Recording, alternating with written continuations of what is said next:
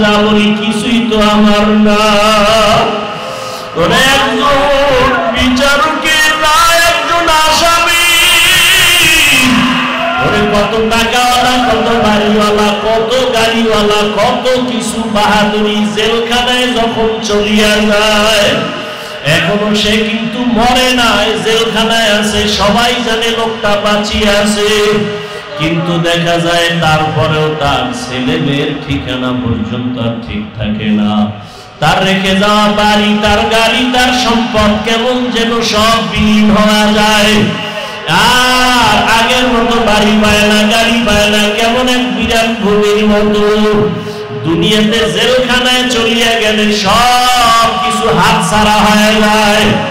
ওরে আজরাইলের হাতে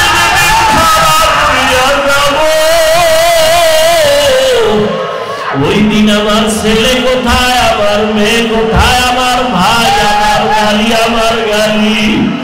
ওরে আজরাইল যখন রূহটা ভরিয়া কাঁদিবে,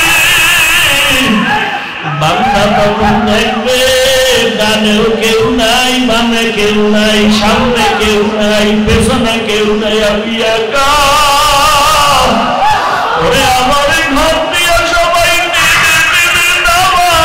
বলে তাড়াতাড়ি কবরে দাও। আমার আপনজনেরা বলবে লাশ আর আমরা পাহারা দিতে পারবো না।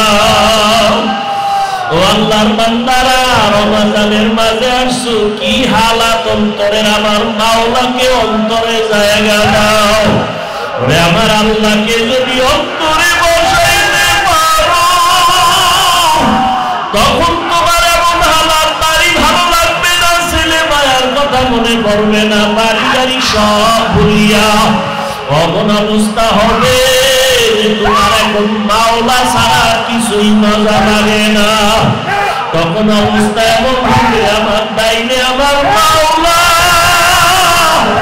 ওরে বান্দা, তখন তুমি দেখবে আমার মাওলার জিকির ছাড়া ভালো লাগে না, তেলাওয়াত ছাড়া ভালো লাগে না। তারাবির নামাজ 20 রাকাত না, সারা রাত কোনো হিসাব নাই। মাওলার মোহাব্বতের বান্দা যখন নামাজে দাঁড়াবে তখন কাঁদবে আর তেলাওয়াত শুনবে। মনে চাইবে সারা রাত যদি তেলাওয়াত করে আমি নামাজ থেকে পেছনে যাব না। আর যার অন্তরে আমার মাওলার মোহাব্বত নাই, ওর অন্তরে নামাজে মজা নাই, রোজায় মজা নাই, জিকিরে মজা নাই, বয়ানে মজা নাই। এই জন্য আল্লাহ বান্দার অন্তর তৈরি করার জন্যই রমজান, আল্লাহওয়ালাদের সোহবত। ওরে যাদের অন্তরে এখনো মাওলার মোহাব্বত আসে না, বাড়ি গাড়ির মোহাব্বত, আমার মাওলার সাথে মোহাব্বত তৈরি করো। ওরে যার আগুনের প্রয়োজন, আগুনের কাছে যাওয়া লাগবে। যার পানির প্রয়োজন, পানির কাছে যাওয়া লাগবে। যার মাওলাকে প্রয়োজন, তাকে মাওলার প্রিয় বান্দা আল্লাহওয়ালার কাছে যাওয়া লাগবে। আল্লাহওয়ালাদের নেক নজর যখন লেগে যাবে, তখন অন্তরের মধ্যে মাওলার মোহাব্বতের ঘ্রাণ আসতে থাকবে। এক পর্যায়ে বান্দার দিলটা নরম হয়ে যাবে, মরণের কথা স্মরণ হবে। কিসের বাড়ি, কিসের ঘর, কিসের টাকা, কিসের ক্ষমতা, এত বড় বড় ক্ষমতাওয়ালারা আজকে নাই, চেয়ার দুইয়া ভাগলো। কই বাড়ি নাই, বাড়িওয়ালা কবরে চলে গেল, গাড়িওয়ালা গাড়ি রাখিয়া চলে গেল। এইভাবে অন্তরে যদি আল্লাহর মোহাব্বত জায়গা করা যায়, তখন বান্দার আর নামাজ ছাড়া মজা লাগবে না, মাছ পানি ছাড়া যেমন মজা পায় না। আল্লাহর আশিক যারা, আমার মাওলার পাগল, ওরা আমার মাওলার জিকির ছাড়া অন্তর ঠান্ডা হয় না, নামাজ ছাড়া, তেলাওয়াত ছাড়া অন্তর ঠান্ডা হয় না।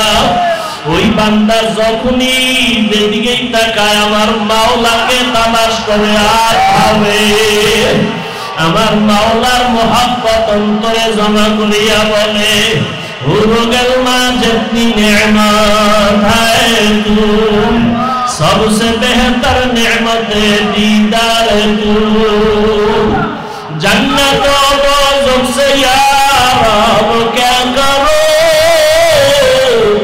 आरज़ू है मैं तुझे देख দেখা করো। মাওলা রহমাতুল লিল আলামিন, শফিউল মুজনিবিন, খাতামুন নবিয়্যিন, সৈয়দুস সাকালাইন, ইমামুল মুরসালিন হযরত মুহাম্মদুর রাসূলুল্লাহ সাল্লাল্লাহু আলাইহি ওয়া আলিহি ওয়াসাল্লামের উপর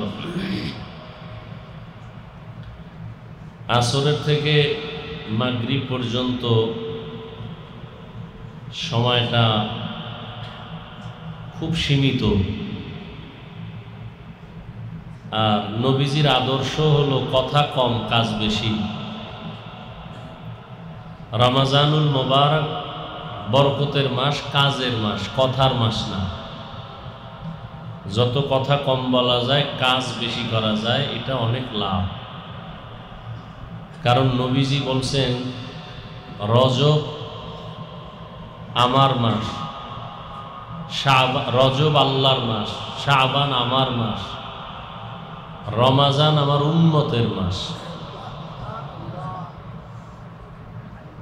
নবীজি রজব আসলে দোয়া পড়তেন, আল্লাহুম্মা বারিক লানা ফি রজব ওয়া শাবান ওয়া বাল্লিগনা রমাজান।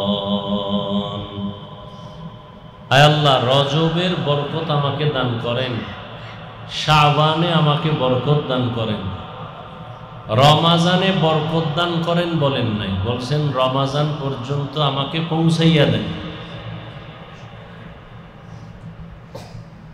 তাহলে রজবে বরকত দান করেন, শাবানে বরকত দান করেন, আর রমাজান পর্যন্ত পৌঁছায়া দেন, বরকত দান করেন বললেন না কেন? বলে রমাজান এতটা বরকতপূর্ণ মাস যে আমি এটা হাওয়ায় নিতে চাই না, কাজের দ্বারা নিতে চাই।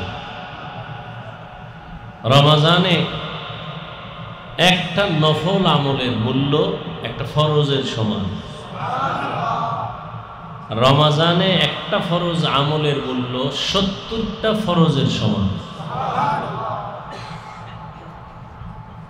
কারণ এই রমাজান বড় দামি। দিনের বেলা রোজা আল্লাহ, রাতের বেলা তারাবি নবীজির,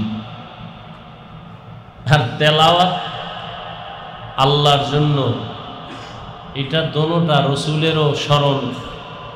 কারণ মুফাসসিরিনে কেরাম বলেন আল্লাহ কোরআন দুইটা দিছেন, একটা প্র্যাকটিক্যাল কোরআন আর একটা হলো থিওরিক্যাল কোরআন। প্র্যাকটিক্যাল কোরআন রসুল নিজে, রসুল, আর থিওরিক্যাল কোরআন যেটা ছাত্ররা পড়ে, আমরা পড়ি। এজন্য সাহাবায়ে কেরামদের এক কাফেলা আম্মাজান আয়েশা রাদিয়াল্লাহু তাআলা আনহার দরবারে গিয়ে প্রশ্ন করছিলেন আম্মাজানকে, নবীজির আদর্শের বয়ান করেন। আম্মাজান আয়েশা রাদিয়াল্লাহু আনহা প্রশ্ন করলেন পাল্টা, আফা তাকরাউনাল কোরআন, আপনারা কি কোরআন তেলাওয়াত করেন না? ক্বালু বালা। সাহাবায়ে কেরাম বললেন হ্যাঁ, কোরআন তেলাওয়াত করি। আম্মাজান জবাব দিলেন কানা খুলুকুহুল কোরআন, বলে কোরআনটাই তো রসুলের আদর্শ। অর্থাৎ কোরআন যা, রসুলের আদর্শ কি? ই কালামে জিন্দা কোরআনে হাকিম, হিকমতে উ লা ইয়াজালাস্তু কাদিম, বাখা কোরআন কালামুল্লাহ বশনু কদিমস্তি কদিমস্তি নইনো। বরকতের মাস, আবার সব মাসই আল্লাহর বরকতের, কোনোটা বরকত ছাড়া না। রমাজানের বরকত কি আলাদা। জাহান্নামের দরজাগুলো সব বন্ধ, জান্নাতের সব দরজাগুলো খোলা। শয়তানকে আল্লাহ শিকলে আবদ্ধ করে রেখেছেন।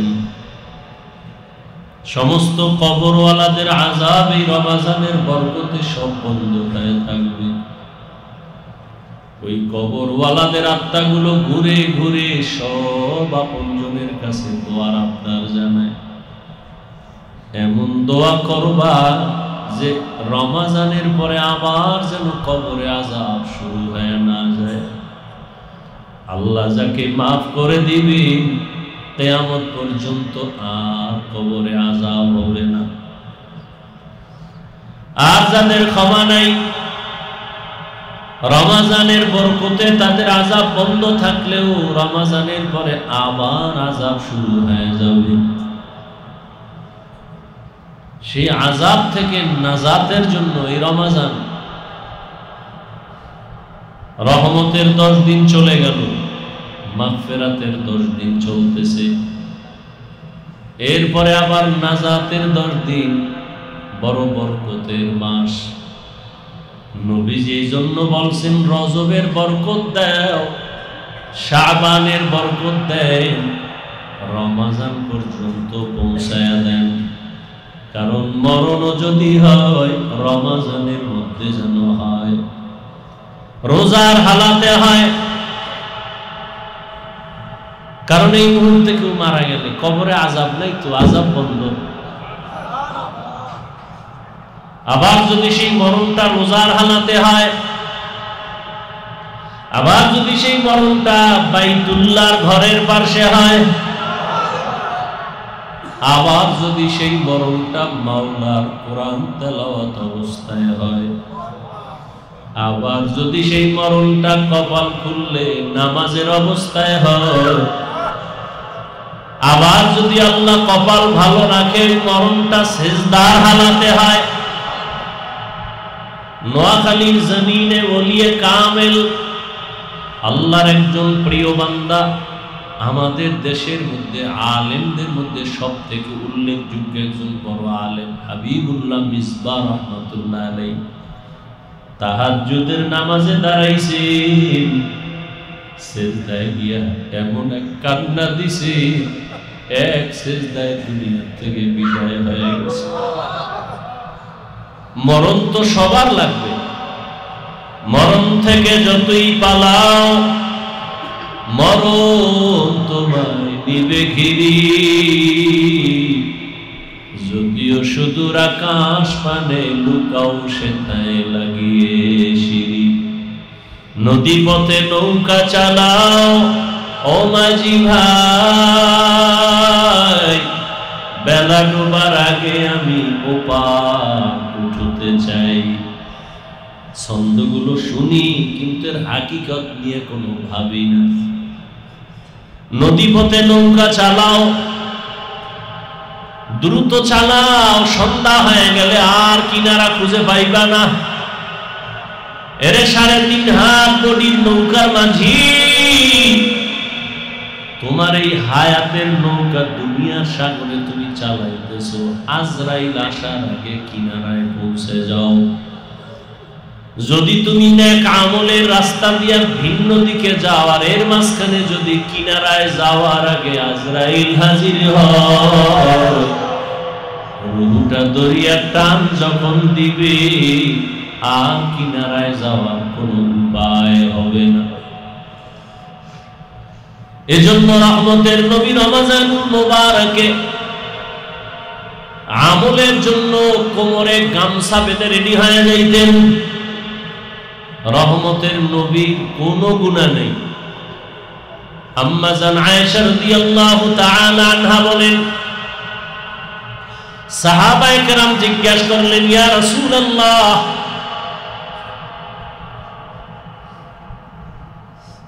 সাহাবায়ে কেরাম একদিন আম্মা জান আয়েশার দরবারে গেলেন।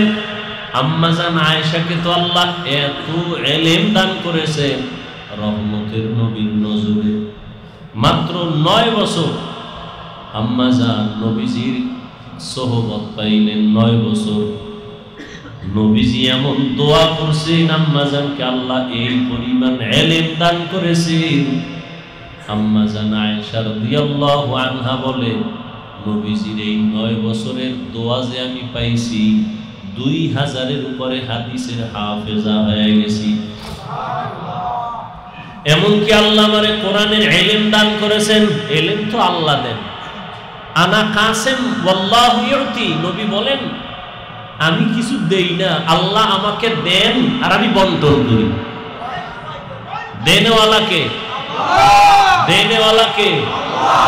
ইয়া ইলাহি মুঝসে মুঝকো दूर करो ताके देखो मुझ में तुझको एक नजर या इलाही तू मेरा माबूद है या इलाही तू मेरा माशूक है। আম্মা জান আয়েশা রাদিয়াল্লাহু আনহা কে আল্লাহর নবীর দোয়া এমন ভাবে কবুল হয়ে গেছে, কোরআনের বড় তাফসীর করনেওয়ালা হয়ে গেলেন। বড় বড় বড় বড় সাহাবায়ে কেরাম কঠিন কোন মাসআলায় আটকায় গেলে সমাধানের জন্য আম্মা জানের কাছে যাই। নবী যখন দুনিয়া থেকে চলে গেলেন, আম্মা জানের বয়স তখন 18 বছর। কি নাম? আয়েশা রাদিয়াল্লাহু আনহা না আনহু? পুরুষের বেলায় আনহু, আর নারী সাহাবিয়া যারা তাদের বেলায় কি হবে? আনহা। আম্মা জান আয়েশা রাদিয়াল্লাহু আনহার কাছে সাহাবায়ে কেরাম কঠিন সমস্যায় পড়লে সমাধানের জন্য যাইতেন। আম্মা জান এমন একটা সমাধান দিতেন, বড় বড় বড় বড় কঠিন সমস্যার সমাধান সাথে সাথে সবাই পেয়ে যেত এবং মেনেও নিতেন। রমজানুল মুবারকে রহমতের নবী এত পরিমাণ আমল করতেন, সাহাবায়ে কেরাম একদিন জিজ্ঞাসা করলেন আম্মা জানকে, নবীজি আশ্চর্য ধরনের কোন আমল বা কোন ঘটনা আছে কিনা? রহমতের নবী জীবনের কোন আশ্চর্য ধরনের ঘটনা?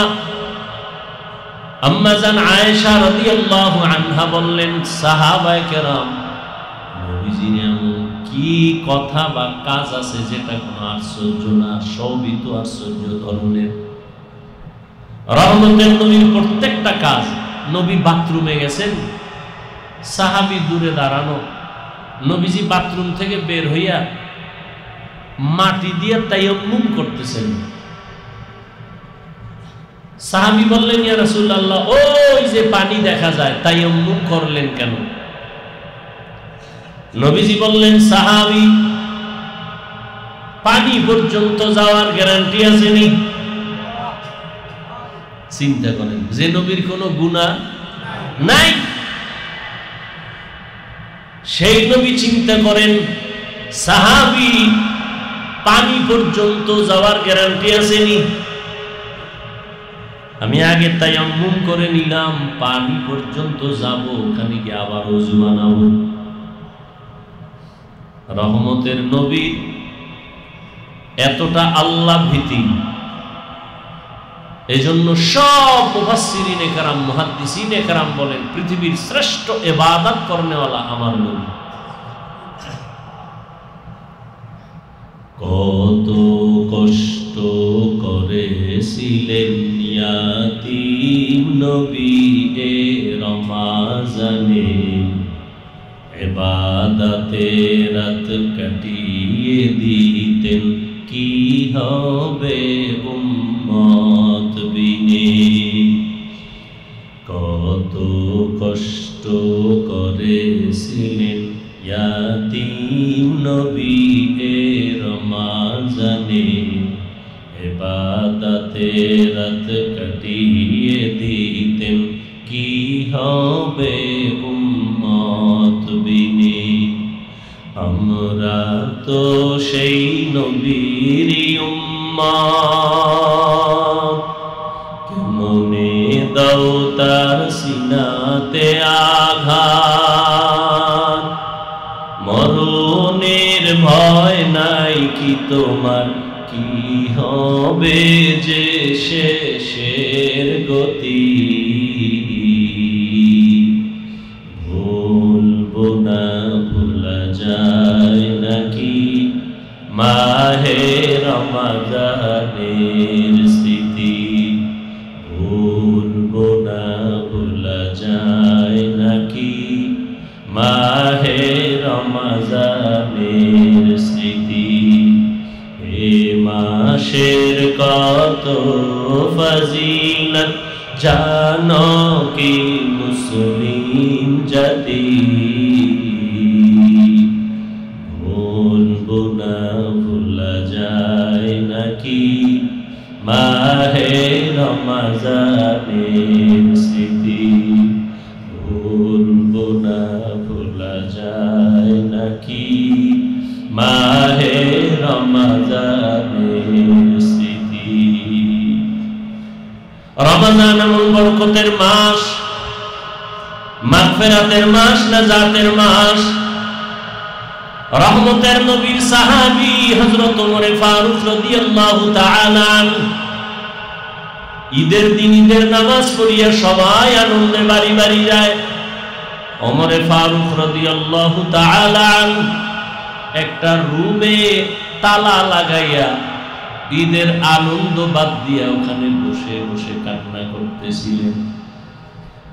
সাহাবী আবু হুরায়রা রাদিয়াল্লাহু তাআলা আনহু প্রশ্ন করলেন, খলিফাতুল মুসলিমিন, আপনি ঈদের আনন্দ বাদ দিয়ে আজকে কাঁদেন কেন?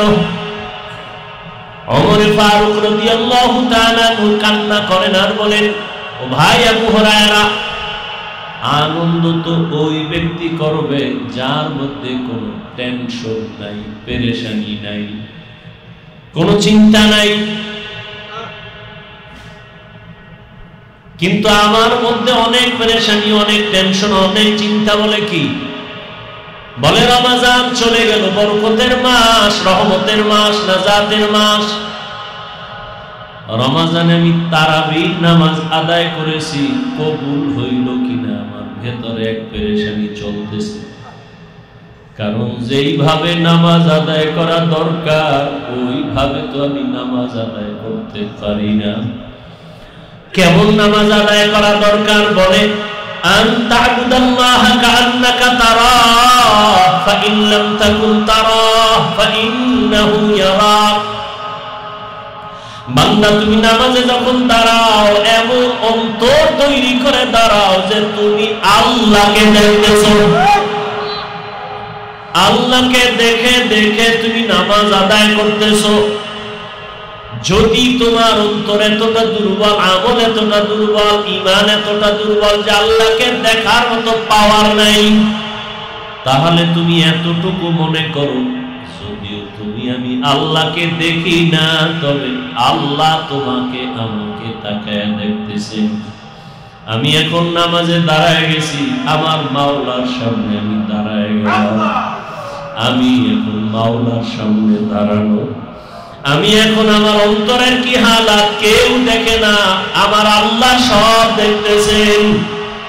আমি আলহামদুলিল্লাহ বলে শুরু করলাম, আমার মাওলা কুদরতের কান লাগায় শুনতেছেন।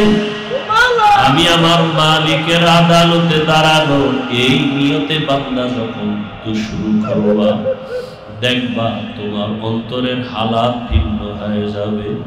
কিন্তু না, নামাজ তো আদায় করি, অন্তরের সাথে মালিকের কোনো যোগাযোগ নাই। নামাজে দাঁড়াইছি দুনিয়ার চিন্তা, দোকানের চিন্তা, ফ্যামিলির চিন্তা, ছেলেমেয়ের চিন্তা। আর এক আল্লাহর বান্দা নামাজে দাঁড়াইয়া কান্না করতেছে। নামাজের পরে বান্দাকে বলা হলো, বান্দা তুমি নামাজে দাঁড়ায় কাঁদলা কেন? বলে, আমি জাহান্নামের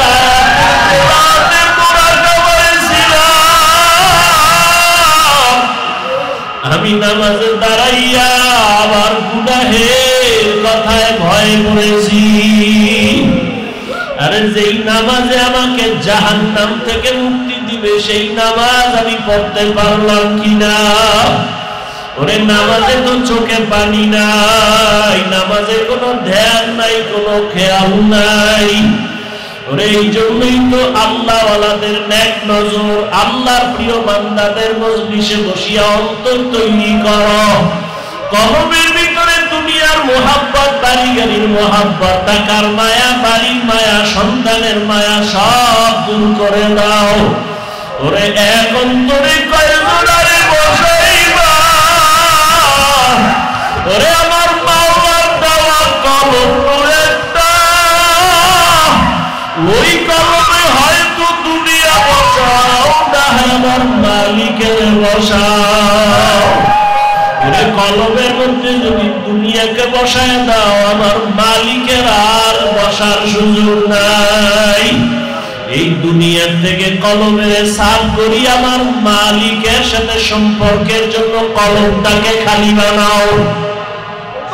আল্লাহর মোহাব্বত নিয়ে চিন্তা করো আর মুরাকাবা করো, মরণের চিন্তা করো। আরে আজ আমার টাকা, আমার বাড়ি, আমার গাড়ি, আমার সব আমার যা বলি কিছুই তো আমার না।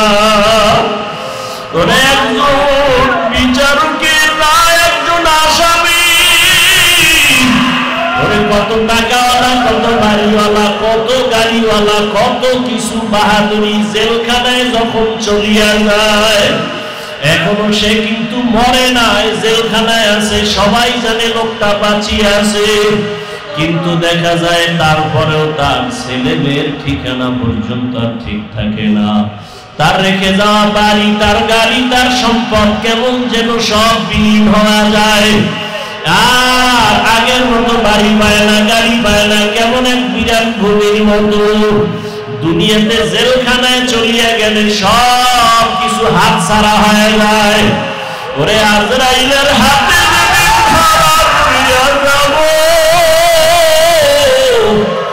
ওই দিন আমার ছেলে কোথায়, আমার মেয়ে কোথায়, আমার ভাই, আমার গাড়ি, আমার গাড়ি।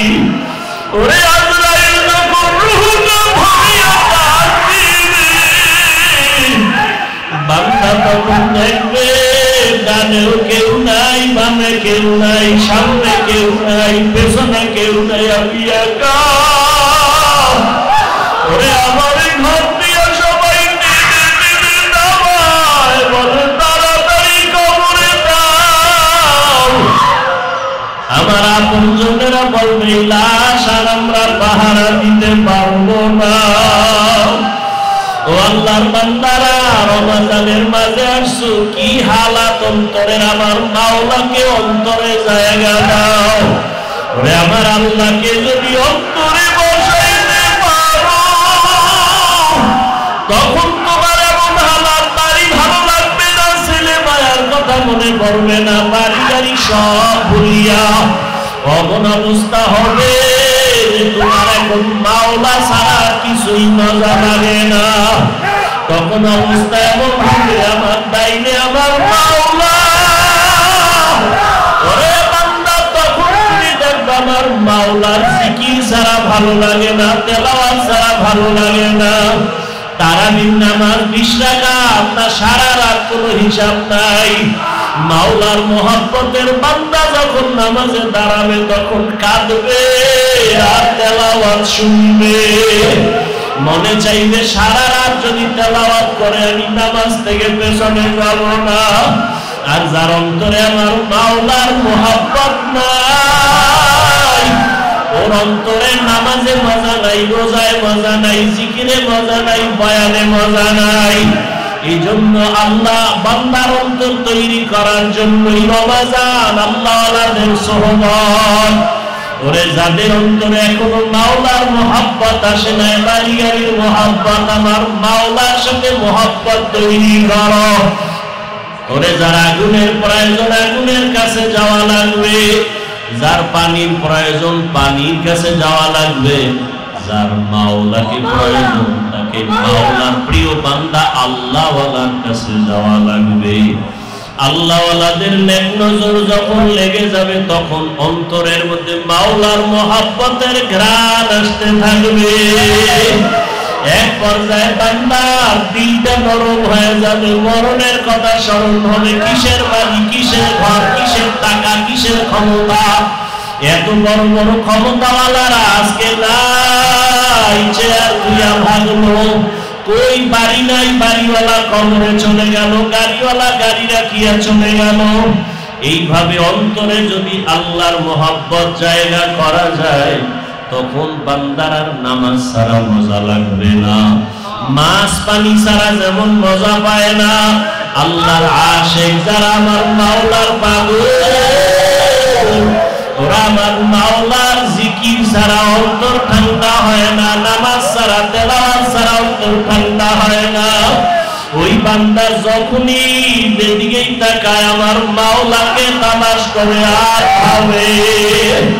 আমার মাওলার মোহাব্বত অন্তরে জমা করিয়া বলে, हुरगल मां जितनी नेमत है तू, सबसे बेहतर नेमत दीदार तू। जन्नत और दोज़ख से यार अब क्या करो, आरज़ू है मैं तुझे देखा करूं। মাওলার মোহাব্বত যখন অন্তরে জমা হবে, আল্লাহর মায়া তার অন্তরে যখন আসবে, তখন পাগল হয়ে যাবে। মাওলার সাথে দিদার কখন হবে, মালিকের মোলাকাত কখন হবে, পাগলের মতো হয়ে যাবে। আল্লাহর বান্দি ফেরাউনের স্ত্রী আসিয়া, যখন ফেরাউন আসিয়ার দিকে তেড়িয়ে গেল, মাথা গরম করে গেল, আসিয়া তুমি আমার কদমে সেজদা দাও, আমার আল্লাহকে ডাকো কেন? আসিয়া বলে আমাকে ফাঁসি দাও, তারপর আমি আল্লাহকে ছাড়বো না। এক পর্যায়ে যখন শুলিবিদ্ধ করার জন্য রেডি করা হলো, আসিয়া তখন কান্না করে আল্লাহর কাছে দোয়া করে, হে মালিক, তুমি তাকায় দেখতেছো আমাকে শুলিবিদ্ধ করা হবে, ফাঁসি দেওয়া হবে, মৃত্যুদণ্ড দেওয়া হবে। এত বড় ক্ষমতাধর ফেরাউনের টাকা পয়সা সব ছাড়িয়ে আমি তোমাকে আমার মোহাব্বতের মধ্যে নিয়ে নিলাম। আমি টাকা চাই না, বাড়ি চাই না, ক্ষমতা চাই না, তোমাকে চাই। قالت رب ابن لي عندك بيتا في الجنة। আসিয়া আসমানের দিকে তাকায় বলে, ও দয়ার মালিক, এত বড় ক্ষমতাওয়ালা ফেরাউন, ক্ষমতার অভাব নাই, টাকার অভাব নাই, সম্মানের অভাব নাই, আমি আসিয়া তোমার বড় পাগল। আমি সম্পদ ছেড়ে দিলাম, ক্ষমতা ছেড়ে দিলাম তোমার জন্য। আজ আমার খানা নাই, ঘুম নাই, টাকা নাই, পয়সা নাই, তোমাকে মায়া করার কারণে আজ আমার মৃত্যুদণ্ড হবে। তবে বিদায় বেলা তোমার কাছে আমার চাওয়া, দুনিয়াতে আমার আরামের ঘুমের জায়গা ফেরাউন দেয় নাই, আরামে খানাও দেয় নাই। তোমার কাছে দাবি, আমি আসিয়ার জন্য তোমার পাশে জান্নাতে একটা ঘর বানাইয়া দাও। আমি তোমার পাশে জান্নাতে থাকতে চাই রে মালিক। আমি দুনিয়ার বাড়ি ছাড়লাম, গাড়ি ছাড়লাম, সম্মান ছাড়লাম, টাকা ছাড়লাম, ক্ষমতা ছাড়লাম, শুধু তোমাকে পাওয়ার জন্য। ও আল্লাহ, তুমি জান্নাতে একটা ঘর বানাইয়া দাও। আসিয়া কান্না করে আর মালিকের কাছে দোয়া করে। হঠাৎ করে আসিয়া কান্না বন্ধ করে হাসতেছে। আসিয়া বলে, জিজ্ঞাসা করে ফেরাউন, আসিয়া হাসো কেন? বলে, আমি মালিকের কাছে যেই জান্নাত চাইছি ওই জান্নাতের ছবি দেখতেছি। জান্নাতের ছবিটা আমি দেখতেছি। লক্ষ লক্ষ ফেরেশতারা আমাকে জান্নাতে নেওয়ার জন্য অপেক্ষায় আছে। আমাকে ফাঁসি দেওয়ার মারো। আমার মালিকের মোহাব্বতের এই মজা, এটা আমি ভুলতে পারবো না। আল্লাহর মোহাব্বত অন্তরে জমা করা ছাড়া আর কোনো পথ নাই রে বাবা। এই রমাজানের মধ্যে আল্লাহর কাছে চোখের পানি ছেড়ে দোয়া করি। দোয়া কবুলের সময় রোজাদারেরা দোয়া করলেই কবুল হয়ে যাবে। এরে আল্লাহর বান্দারা, আমিও আপনাদের সামনে বড় গুনাহগার। আমার মতো গুনাহগার এই দুনিয়ায় মনে হয় কেউ নাই। আমার গুনার কারণে বুঝি আমার সন্তান কষ্ট পায়, আমার গুনার কারণে সমাজের মানুষ কষ্ট পায়, আমার গুনার কারণে বুঝি সমাজের মধ্যে বড় অশান্তি। আরে রোজাদার বাবার, আপনাদের মধ্যে বহু আল্লাহর আশিক পাগলেরা এখানে বসা আছে। আরে কোনদিন দুনিয়া থেকে বিদায় হয়ে যাব জানা নাই। আল্লাহর কাছে চোখের পানি ছাড়া কোনো পুঁজি নাই। ওরে চলার পথের কত বন্ধুরে হারায় ফেললাম, আপনজন চলে গেল, একদিন তো সবাই চলে যাব। আরে আল্লাহ, গত রমজানে অনেক আল্লাহর বান্দারা ছিল, এই রোজায় অনেক আপনজন চলে গেছে। মাওলার কাছে চোখের পানি ছেড়ে দোয়া চাই, আপনাদের জন্য দোয়া করি। এই যে জীবনের কামাই তো কিছুই না, একদিন খালি হাতে চলে যাব। জীবনে আল্লাহর কাছে কান্না করেছি, উজানির জমিনে ঘুমন্তকারী ইব্রাহিম।